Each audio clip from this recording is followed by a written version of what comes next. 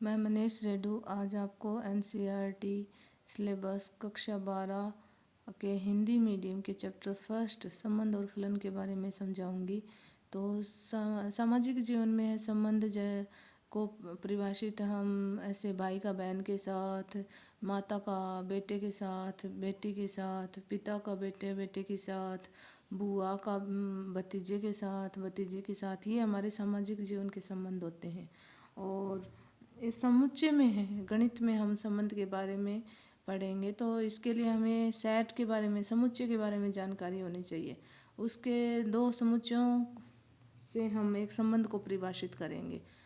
तो समुच्चय क्या होता है? सुपरिभाषित वस्तुओं का संग्रह समुच्चय होता है, जैसा कि आप कक्षा 11 में पढ़ चुके हो।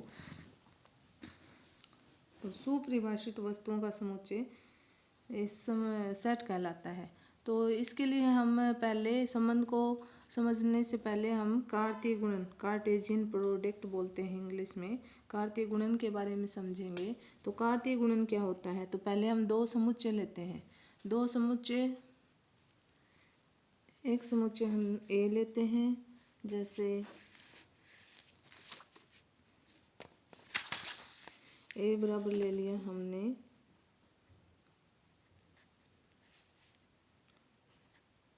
1 और 2।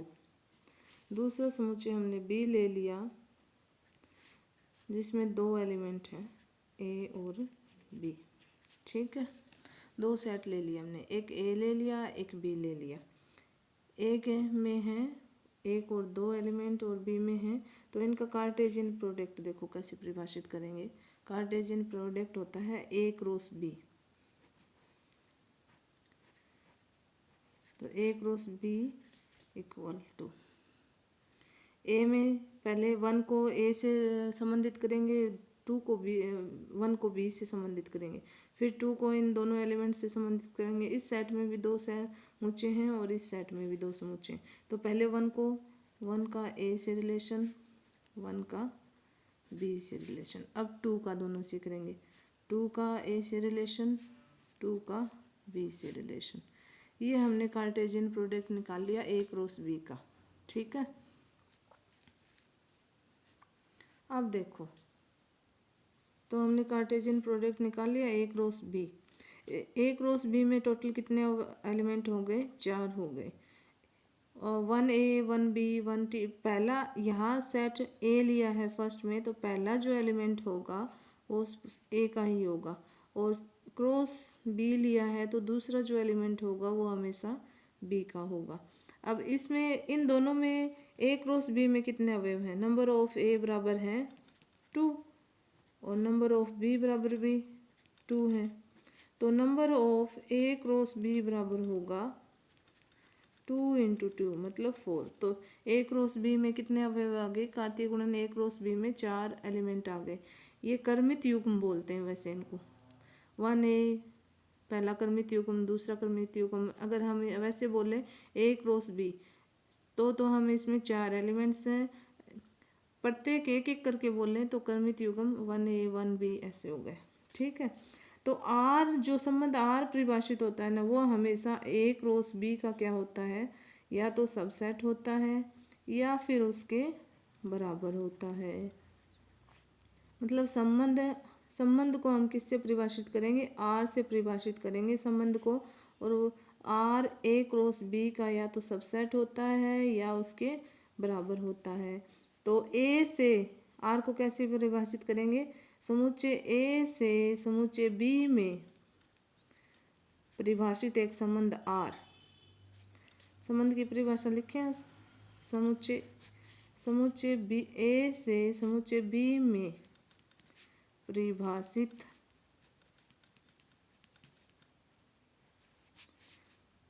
कोई संबंध आर।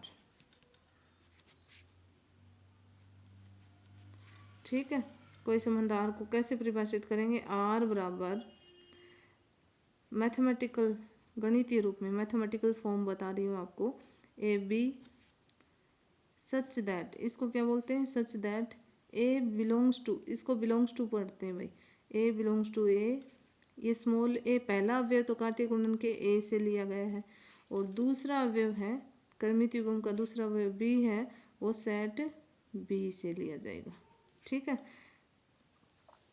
तो ये हो गया इसकी मैथमेटिकल फॉर्म, ये संबंध आर हो गया। इसको हम ऐसे भी प्रदर्शित कर सकते हैं, ए का बी से संबंध, या तो हम ऐसे लिख सकते हैं, और कर्मित युग्म के रूप में लिखोगे तो ए बी, कर्मित युग्म A B belongs to R, ऐसे लिखोगे। ठीक है, अब हम संबंध आर आपको समझ में आ गया। संबंध आर ए क्रॉस बी में परिभाषित होता है। ये ए क्रॉस बी का या तो सबसेट होता है या उसके बराबर होता है। और ए क्रॉस बी में संबंध आर को परिभाषित करेंगे तो पहला अवयव ए से बी लिया जाएगा और दूसरा अवयव कर्मित युग्म का दूसरा अवयव हमेशा बी से लिया जाएगा। इसको हम इस तरीके से भी निरूपित कर सकते हैं और इस तरीके से भी निरूपित कर सकते हैं। अब मैं आपको एक एग्जाम्पल बताऊं। फॉर एग्जाम्पल, जैसे आर बराबर हमने ले लिया 1a और 2a।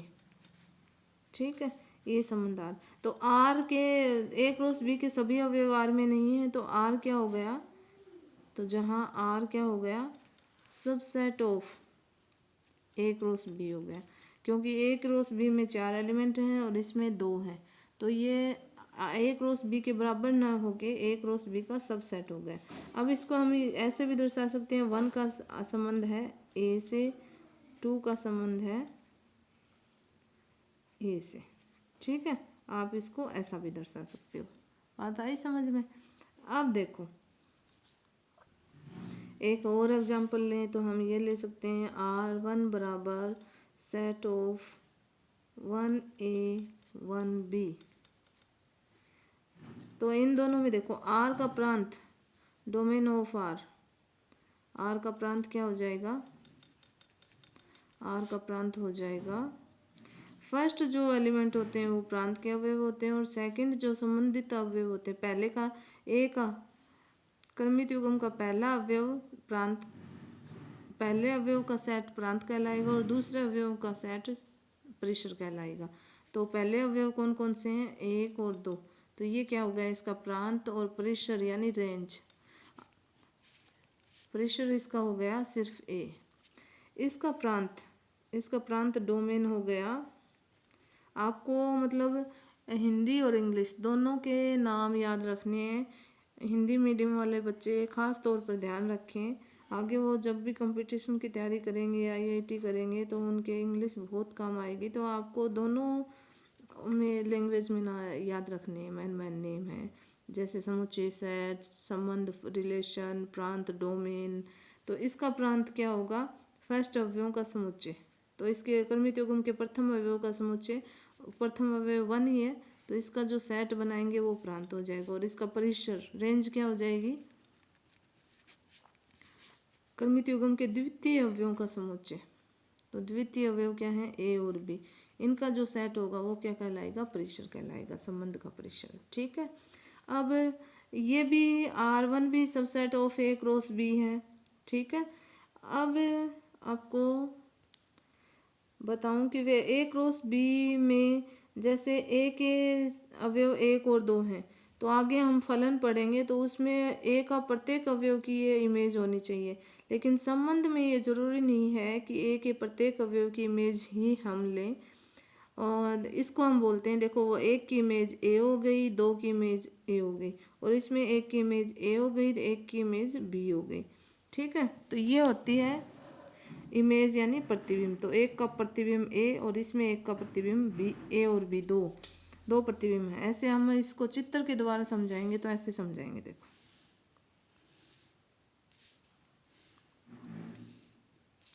ये मान लो सेट ए हो गया, ये सेट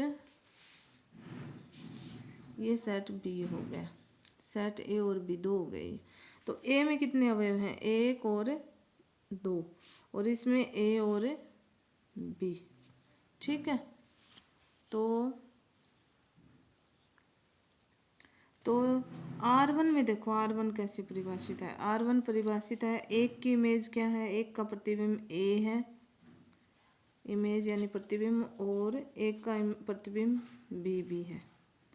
तो ये R1 तो ऐसे परिभाषित है। ऐसे ही हम R को परिभाषित करें तो R को परिभाषित करेंगे तो ये हो गया सेट ए और सेट बी।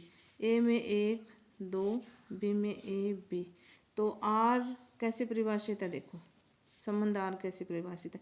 एक का संबंध ए से, मतलब एक की इमेज ए और 2 की इमेज भी क्या दे रखी है, इसमें ए दे रखी है। अब एक बात बता दें कि ये होता है इमेज, एक का प्रतिबिंब ए और 2 का प्रतिबिंब ए, और ए के पूर्व प्रतिबिंब प्री इमेज, पूर्व प्रतिबिंब को क्या कहते हैं, प्री इमेज। तो ए की प्री इमेज क्या हो गई, 1 हो गई, और ए की प्री इमेज 2 हो गई। इसमें ए का प्री इमेज ए 1 और बी का प्री इमेज 1, बी का पूर्व प्रतिबिंब भी बोलते हैं। इनको ऐसे परिभाषित करेंगे। तो ये हमने संबंध आर के बारे में पढ़ लिया। अब संबंध आर के प्रकार पढ़ेंगे हम, कौन कौन से प्रकार हैं। Types of relations. Types of relation में संबंधों के प्रकार, एक होता है रिक्त संबंध और एक होता है सार्वत्रिक संबंध। तो रिक्त संबंध, टाइप्स ऑफ संबंधों के प्रकार। संबंधों के प्रकार में 1 नंबर होता है रिक्त संबंध। रिक्त संबंध देखो क्या होता है, जिसको इम्पट्टी रिलेशन भी बोलते हैं।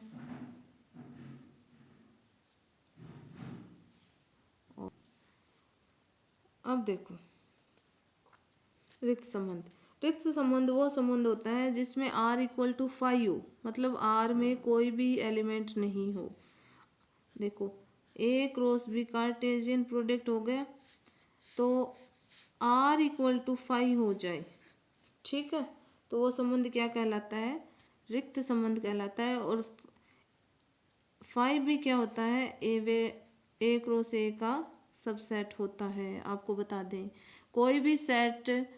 कोई भी सेट हो तो मतलब 5 और वो सेट खुद उसके सबसेट होते हैं। जैसे सेट A है तो 5 भी इसका सबसेट है और स्वयं A भी इसका सबसेट या इक्वल टू हो गया, वो उपसमुच्चय है। तो ऐसे ही R = 5 हो जाए तो वो संबंध क्या कहलाता है, रिक्त संबंध कहलाता है। और 5 भी क्या होता है, कार्तीय गुणन A क्रॉस A का सबसेट होता है। अब आगे देखो दूसरा हम पढ़ेंगे रिक्त संबंध जिसमें कोई भी अवयव नहीं हो। जैसे कोई एग्जांपल बताऊं, जैसे बॉयज़ का स्कूल हो और हम बोल दें कि संबंध आर कैसे परिभाषित है। संबंध आर में मैथमेटिकल फॉर्म वही होती है ए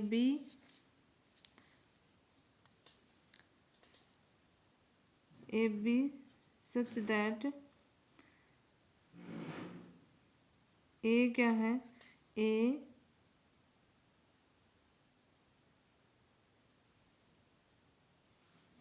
बी की बहन है। और ए बी जो सेट ए हमने परिभाषित कर दिया, सेट ए कैसे परिभाषित है, ये बालकों का बॉयज़ का स्कूल है। सेट ए कैसे परिभाषित है, सेट ए है बॉयज़ स्कूल, ठीक है। तो हम बोलेंगे कि बॉयज़ और जहाँ एक और लगा दो, जहाँ ए और बी दोनों किससे बिलोंग करते हैं, कैपिटल ए से बिलोंग करते हैं। तो अब हम ये देखेंगे, ये हमने संबंध आर परिभाषित कर लिया। तो बॉयज़ स्कूल है तो उसमें गर्ल्स तो है ही नहीं, तो बी तो क्या है, बहन। ए क्या है, ए बी की बहन है। तो ए तो गर्ल्स हो गई, तो गर्ल्स तो उसमें होंगे नहीं। तो आर क्या हो गया, आर हो गया रिक्त समुच्चय, इम्पट्टी रिलेशन। और ये आपको समझ में आ गया होगा कि इम्पट्टी रिलेशन इक्वल टू होता है 5 के, ठीक है। अब हम नेक्स्ट पढ़ेंगे सार्वत्रिक संबंध। सार्वत्रिक संबंध क्या होता है देख लो। Second, universal relation. 2 नंबर, सार्वत्रिक संबंध। सार्वत्रिक संबंध वो होता है जिसमें R equal to A cross A हो। मतलब R के A क्रॉस A या फिर A क्रॉस, हमने B लिया है तो A क्रॉस B ले लो आप। ऊपर हमने A क्रॉस B निकाला है तो R equal to A cross B हो तो वो संबंध क्या कहलाता है? सार्वत्रिक संबंध कहलाता है। मतलब A क्रॉस B, कार्तीय गुणन A क्रॉस B के सभी अवयव R में हो तो वो संबंध क्या कहलाता है? सार्वत्रिक संबंध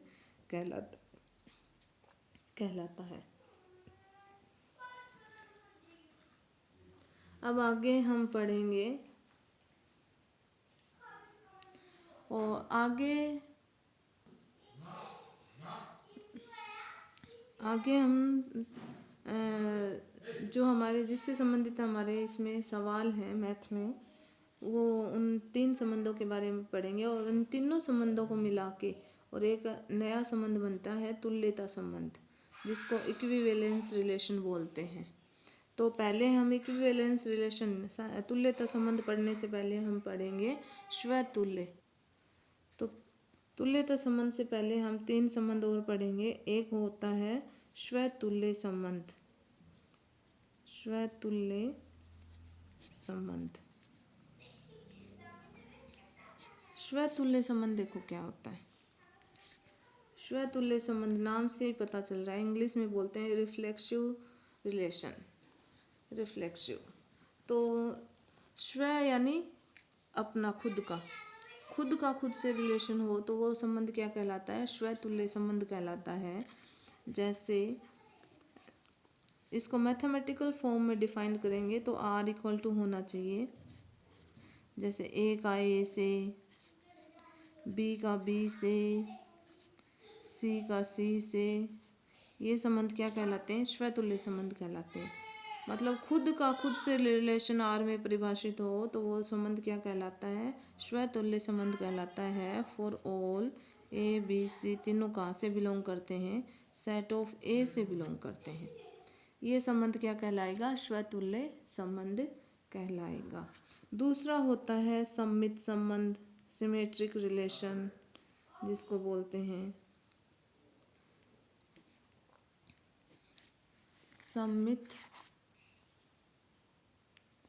सममित संबंध देखो क्या होता है।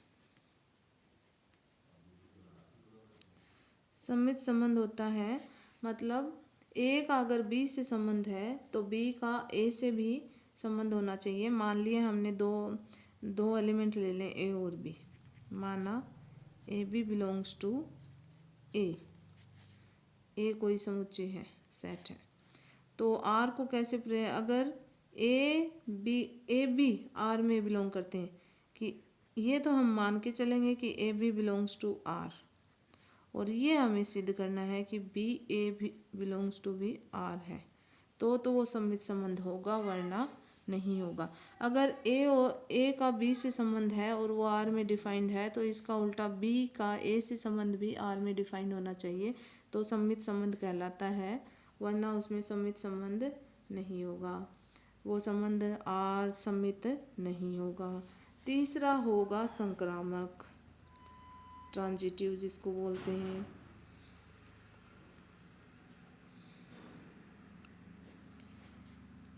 संक्रामक देखो क्या होता है। इसमें हम हमेशा संक्रामक में हमेशा 3 एलिमेंट लेते हैं।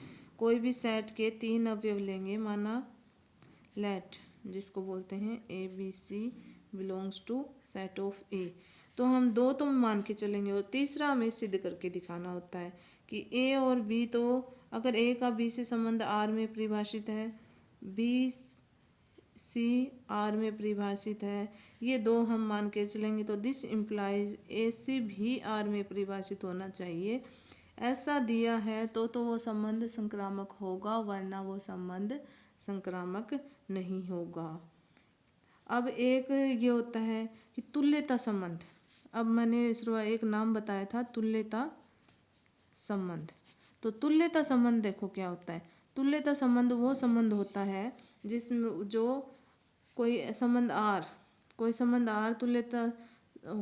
तुल्यता संबंध होगा उसमें, अगर वो स्वतुल्य है, सममित है और संक्रामक है, ये तीनों ही है तो वो संबंध आर तुल्यता संबंध होगा, वरना तुल्यता संबंध नहीं होगा।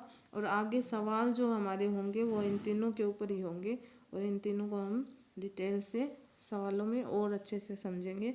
थ्योरी मैंने आपको समझा दी है। Thank you.